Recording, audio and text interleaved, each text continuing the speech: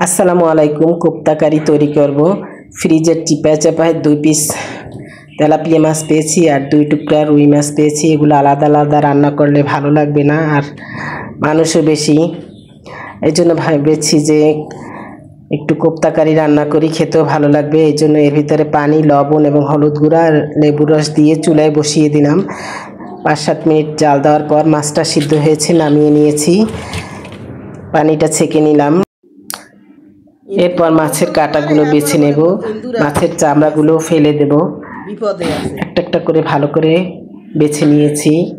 একটু সময় লেগেছে, কিন্তু এটা একটু ভালো করে খেতে গেলে তো একটু কষ্ট করতেই হবে।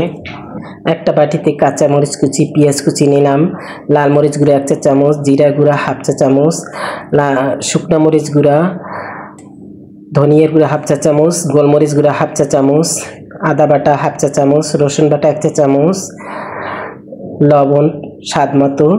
এরপর পেঁয়াজটা ভালো করে কষলিয়ে নেব যাতে নরম হয়ে যায়। এরপর মাছগুলো দিয়ে দেব মশলার ভিতর। একটা ডিম দেব বাইন্ডিংয়ের জন্য, আর কর্নফ্লাওয়ার দিয়েছি 1.5 চামচের মতো বাইন্ডিংয়ের জন্য। এরপর ভালো করে মেখে নেব। এরপর বিভিন্ন শেপে বানানো যায়, গোল গোল। আমি টিকিয়ার আকার বানিয়ে নিয়েছি। এরপর ডুবো তেলে ভাজবো।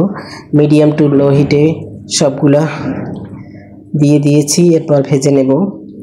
প্রত্যেকটা টিকিয়া ফুলে গিয়েছে।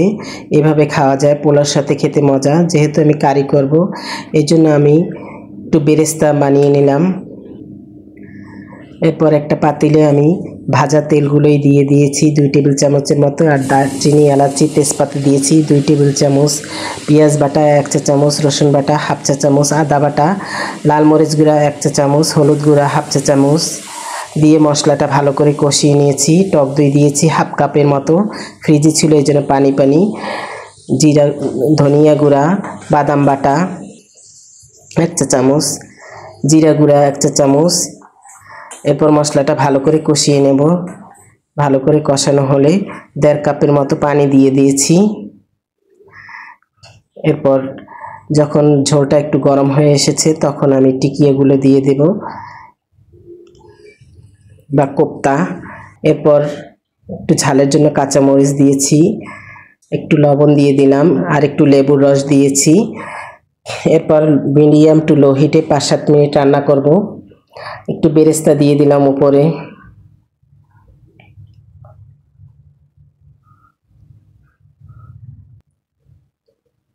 এরপরে চিনি দিয়েছি 1 চিমটি, যেহেতু টক দই ও লবণ দিয়েছিলাম স্বাদটা সমন্বয় করার জন্য। এরপর ঢেকে 5-6 মিনিট রান্না করার পর তেলটা যখন ভেসে উঠেছে, তখন উঠিয়ে নেব। খেতে খুবই মজা হয়েছে। ধন্যবাদ।